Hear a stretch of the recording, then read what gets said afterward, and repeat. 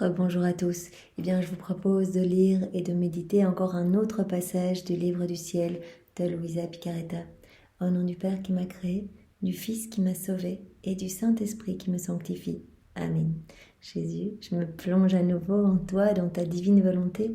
Je m'unis à toi, je m'identifie à toi, je me consume en toi, je fusionne ma volonté dans la tienne et je te supplie, Jésus, de venir dans mon cœur et sens-toi libre d'agir à partir de tout ce que je suis. Prends les commandes de mon existence et viens particulièrement en cet instant prier et méditer à travers ma bouche sur ce passage que tu nous donnes pour que nous grandissions en sainteté. Seigneur, que rien ne se perde et que nos cœurs puissent accueillir tous ces mots que tu as bénis, que nous puissions les mettre en pratique et te servir chaque jour davantage, Seigneur. Merci Seigneur, avec tes propres remerciements, sois loué, béni et glorifié dans ta divine volonté. Au nom de tous, parle maintenant à travers ma bouche, Jésus. Envoie-moi ton Esprit Saint, que je reste toujours uni à toi dans ta vérité. Alors, nous allons méditer le passage du 9 juillet 1925. Donc, c'est toujours dans le volume 17. Je sentais que je ne pouvais plus continuer sans mon doux Jésus. C'est Louisa qui parle. Pendant plusieurs jours, j'ai attendu son retour, mais en vain. Je lui ai dit de tout mon cœur, « Mon amour, reviens à ta petite fille. Ne vois-tu pas que je n'en peux plus ? Ah, quel dur martyre tu soumets ma pauvre existence en me privant de toi. » Après exténuée, je m'abandonnais en sa très sainte volonté. Donc Louisa, elle a toujours ce manque parce qu'elle a besoin de voir Jésus physiquement et donc même s'il est en elle, il lui a déjà montré mais des centaines de fois et en sortant un bras de son intérieur, il est établi en elle. Voilà, c'est ce qu'il veut faire en chacun de nous, s'établir en nous. Mais vous imaginez, il est vraiment là avec le Père et le Saint-Esprit. Et donc finalement, Louisa, elle a toujours un peu ces états de tristesse de ne pas voir Jésus. Et puis elle finit toujours par s'abandonner dans la divine volonté en disant « Mais je te fais confiance, Seigneur ».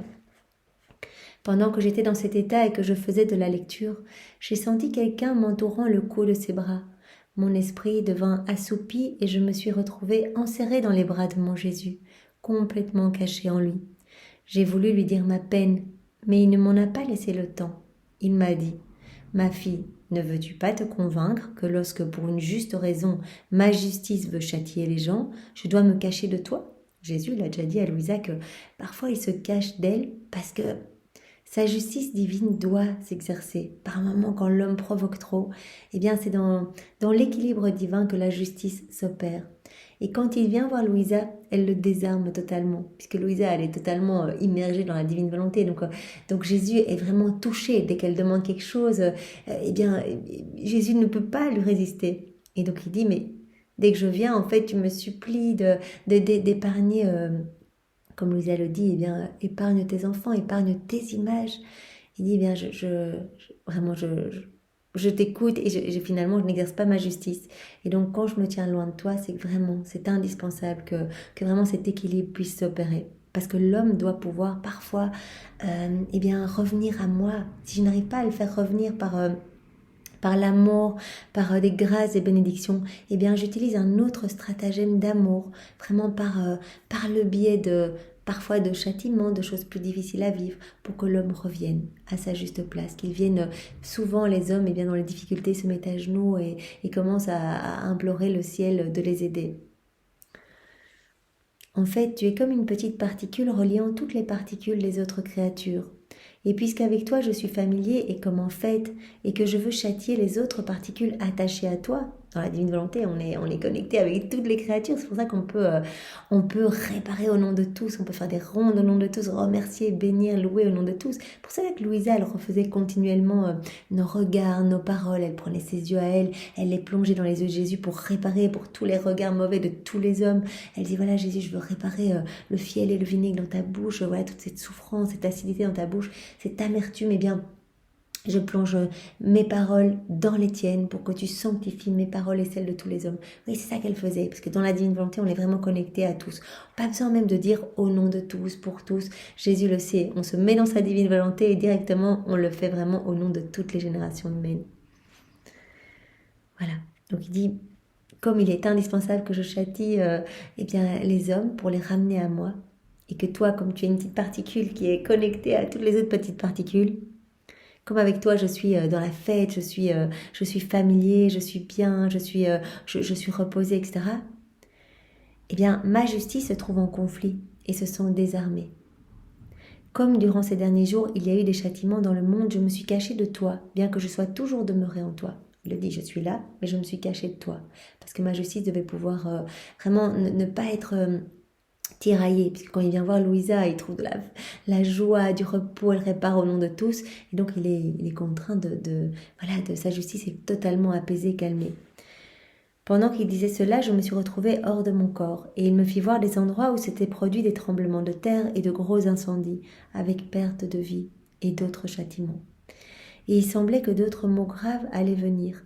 Je fus effrayée et me suis mise à prier. Ensuite, mon aimable Jésus est revenu. Je me suis vue devant lui toute laide, comme une fleur fanée. Je lui ai dit, ma vie est mon tout, vois comme je suis devenue laide, comme je suis en train de faner. Oh, comme je change sans toi, ma privation de toi me fait perdre ma fraîcheur et ma beauté. Ce n'est pas la première fois que Louisa peut voir cela. Elle voit vraiment son âme qui est comme à l'agonie sans Jésus. Et elle voit vraiment son âme qui est comme en train de mourir en fait. Elle vit ces petites morts continuelles que Jésus a ressenties au jardin des Oliviers. Ces petites morts qu'il a ressenties continuellement. Il a même ressenti nos morts naturelles, mais pour tous nos péchés, chacun de nos péchés, a été vécu comme une mort pour Jésus. Et Jésus, partage cela à Louisa, qui, quand elle ne voit pas Jésus, ressent cette agonie continuelle. Elle dit, regarde Jésus, quand je suis loin de toi, je suis comme une fleur qui est en train de dépérir. Je me sens comme sous un soleil brûlant qui, drainant toute ma vitalité, me fait dépérir. Alors il me fit souffrir un peu avec lui, et cette souffrance se convertit en une rosée céleste, tombant sur mon âme. Voilà, le simple fait que Louisa offre cette peine, cette souffrance à Jésus, qu'elle l'unisse à toutes celles de Jésus, et bien cela, elle a pu le voir, a mis comme une petite rosée bienfaisante sur son âme qui est en train d'agoniser, qui lui a redonné toutes ses forces vitales. Prenant ma pauvre âme dans ses mains, il me dit, ma pauvre fille, ne crains pas. Si en te privant je t'ai fait dépérir, mon retour va restaurer ta fraîcheur, ta beauté, ta couleur et tout mettrai en toi. Ta souffrance avec moi sera non seulement comme une rosée qui te renouvellera, mais qui servira de lien continuel entre nous, par lequel je pourrai frapper à la porte de ton âme et toi à la mienne. Vous voyez la souffrance, l'importance de la souffrance. Louisa, elle souffre là. Le Seigneur autorise cela vraiment pour partager ses peines avec Louisa.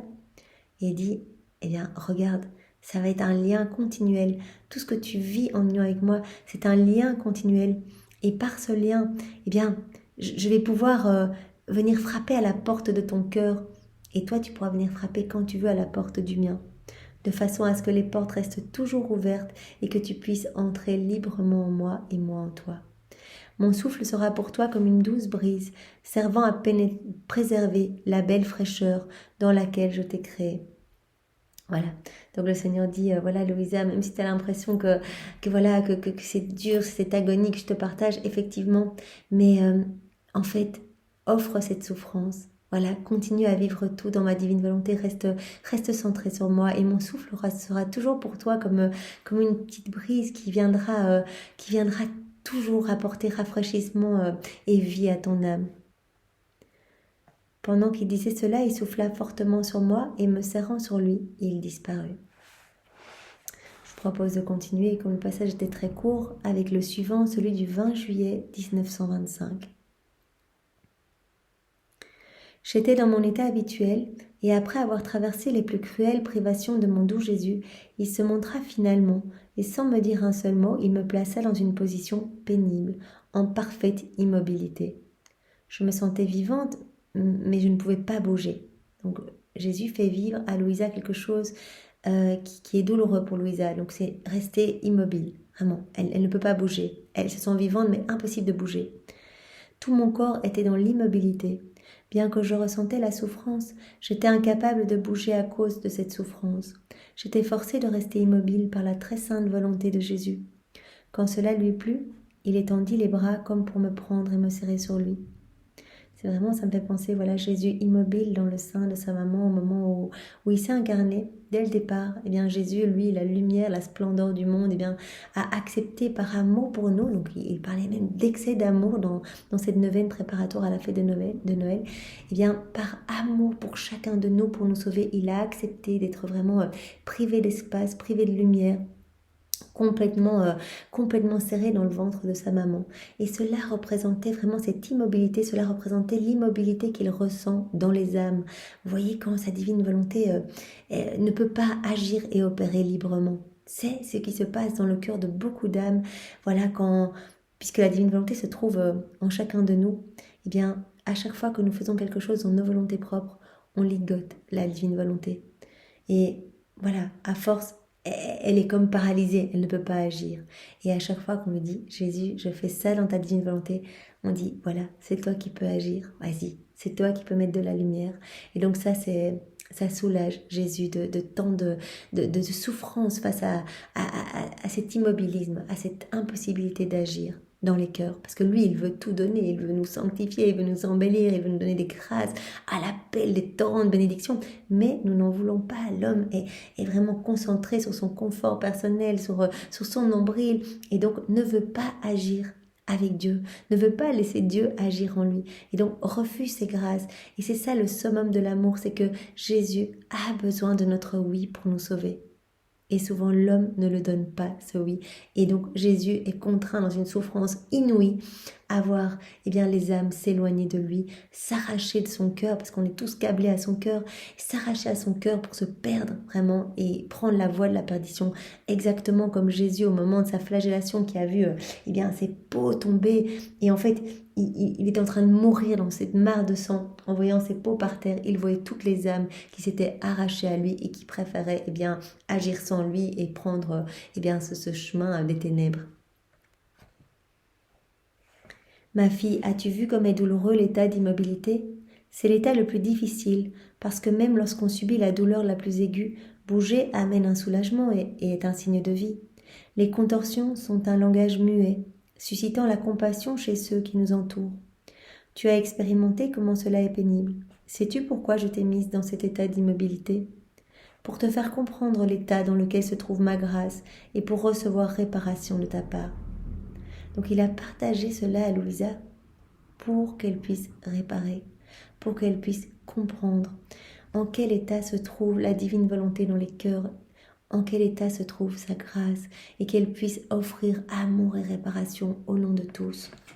Oh, dans quel état d'immobilité se trouve ma grâce ? Elle est vie et mouvement continuel. Elle est dans l'acte continuel de se donner aux créatures, mais ces dernières la rejettent et la rendent immobile. L'homme, par sa froideur, son indifférence, sa fermeture de cœur, rejette la grâce de Dieu, rejette la divine volonté qui est vraiment un acte continuel de se donner et qui ne peut pas, qui est immobilisée, qui ne peut pas. Elle ressent la vie et veut la donner, mais elle est contrainte par l'ingratitude humaine, donc la divine volonté, par l'ingratitude humaine de rester immobile. Elle veut donner la vie, elle veut embellir ses enfants, elle veut agir à travers toutes les humanités de chaque homme, mais l'homme ne veut pas, et donc elle est contrainte de rester immobilisée. Quelle souffrance! Ma grâce est lumière, et en tant que telle, il est naturel qu'elle se répande, mais les créatures répandent la noirceur. Et quand ma lumière veut entrer en elle, cette noirceur la paralyse et la rend immobile, et comme sans vie. Ma grâce est amour et a la vertu de tout illuminer. Mais aimant autre chose, les créatures rendent cet amour comme mort. En fait, c'est nous qui chaque fois, c'est comme si Jésus essayait de faire briller encore plus de lumière. Et nous, chaque fois, on remet un paquet de noirceur, de boue, de terreau sur cette belle lumière. Et donc, ne peut pas donner. On la rend immobile. On rend immobile la divine volonté. Et comme sans vie. Ma grâce est amour et a la vertu de tout illuminer. Mais aimant autre chose, les créatures rendent cet amour comme mort pour elles. Et ma grâce en éprouve une cruelle douleur. Ah, dans quel pénible état se trouve ma grâce. Pardon Jésus pour toutes ces fois où on s'est laissé glisser dans les choses du monde, toutes ces fois où on a agi eh bien, lorsqu'on ne connaissait pas la divine volonté, tous ces actes que l'on a fait dans nos volontés propres, eh bien, je te demande pardon, Seigneur, pour toutes ces vies divines que nous avons étouffées, pour ta vie divine qu'on a empêché de croître en nous, pour ta divine volonté qu'on a assaillie de coups et qu'on a immobilisée dans un coin de notre âme. Pardon infiniment, j'entends refaire toute ma vie, depuis la seconde 1 de ma conception et jusqu'à ma mort. Je refais tout dans ta divine volonté, Seigneur, je répare tout. Chacun de mes micro-mouvements, eh bien, je voudrais, je voudrais l'immerger dans ton acte unique et éternel et vraiment refaire tout pour t'amener de la gloire, de l'amour, de la réparation et je voudrais le faire vraiment au nom de tous. En cet état de choses ne concerne, et cet état de choses ne concerne pas uniquement ceux que l'on reconnaît ouvertement comme méchants, mais aussi ceux que l'on qualifie de religieux, d'âmes pieuses, qui bloquent ma grâce à cause de futilité, d'une petite chose qui n'est pas à leur convenance, d'un caprice, d'une vile affection ou d'une insatisfaction de leur volonté propre dans des choses saintes. Jésus dit, c'est pas seulement, voilà, on a l'impression que ma grâce, vraiment, qui est vraiment assaillie dans un petit coin du cœur, ça n'arrive que chez des personnes super méchantes, qui font des actes pécamineux, etc.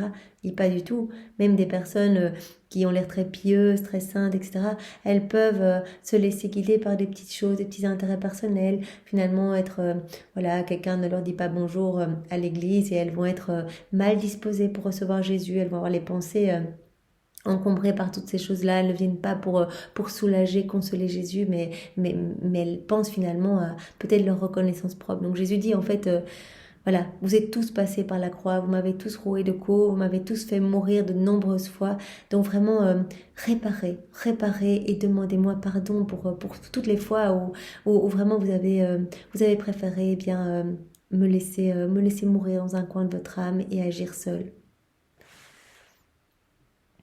Ainsi, ces âmes remplacent ma grâce par leur ego qu'elles prennent comme vie et comme idole. Voilà, on a tous été conduits dans notre vie et très certainement encore maintenant, nous rechutons régulièrement.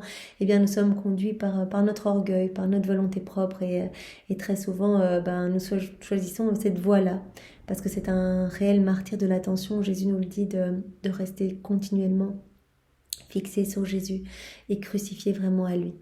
Vraiment, nous devons à chaque instant redécider de faire mourir notre volonté propre pour laisser toute la place à Jésus, de mourir à nous-mêmes et de vraiment descendre au plus profond de notre âme, laisser mourir notre orgueil pour laisser toute la place à Jésus en nous.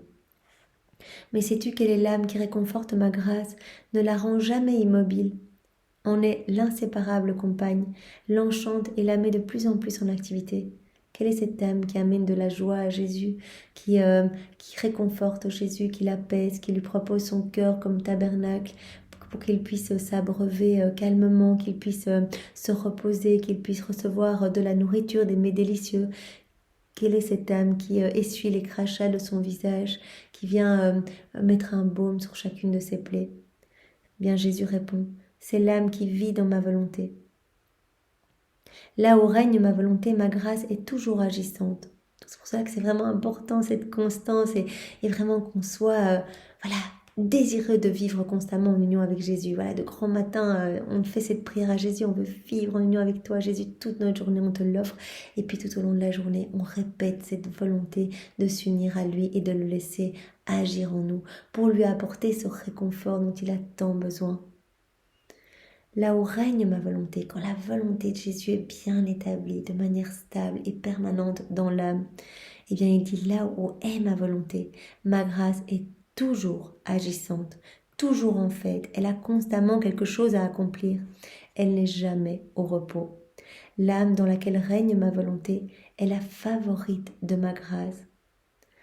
D'ailleurs, il le disait, voilà, moi je suis comme aimantée par les âmes qui vivent dans ma divine volonté. Je peux pas me tenir éloignée de ces âmes. Donc je n'ai pas peur que je te laisse ou quoi. Je me sens bien dans ton cœur et j'ai besoin de ce réconfort. Voilà, face à tant de méchanceté, j'ai besoin de cette réparation, j'ai besoin de cet amour. Donc ne t'inquiète pas, je suis vraiment, je suis dans ton âme. Et donc chacun de nous, nous pouvons être ces réconforts pour Jésus. Cette âme est la petite secrétaire de ma volonté, en qui ma volonté dépose les secrets de ses peines et de ses joies. Ma volonté lui confie tout, parce qu'elle y trouve suffisamment d'espace pour y faire le dépôt de ma grâce. C'est beau, voilà, cette expression que Jésus utilise. L'âme qui vit dans la divine volonté est comme sa petite secrétaire, c'est-à-dire qu'on va accueillir toutes les joies de Jésus qu'il va nous partager, ces délices du ciel, vraiment ces vagues de sainteté, de beauté, de merveille. Voilà, il va tout nous donner, il va nous donner ses attributs divins, mais il va aussi nous partager ses peines. Et c'est pour cela que petit à petit, on va ressentir vraiment de Jésus triste en nous dans certaines situations. Vraiment, c'est Jésus qui pleure en nous quand on voit des cœurs totalement fermés, hermétiques, des personnes qui blasphèment, qui outragent le Seigneur par de mauvais comportements, des attitudes indécentes, par voilà, des choix vraiment voilà, purement centrés sur les choses matérielles, etc. Eh bien, notre cœur va se sentir triste. C'est vraiment Jésus qui nous partage cette peine, en fait, c'est son chagrin pour qu'on puisse le consoler. Comme il l'a fait à Louisa, lui partager cette immobilité, cette souffrance d'être immobilisée pour qu'elle puisse réparer. Donc voilà, le Seigneur, on peut lui demander cette grâce. Seigneur, partage-moi tout ce que tu ressens. Je veux devenir pour toi cette petite secrétaire de ta divine volonté pour que tu puisses déverser en moi tes joies et tes peines. Que tu puisses tout me confier et que tu puisses trouver suffisamment d'espace en moi pour y déposer le dépôt de ta grâce. Cette âme est comme une continuelle nouveau-née de ma suprême volonté. Là, c'est magnifique, Seigneur. Voilà, fais de nous ce qui te plaira, que ta volonté soit faite sur nos vies. Au nom du Père et du Fils et du Saint-Esprit. Amen. Soyez tous bénis et passez une belle journée dans la divine volonté de Jésus. Au revoir.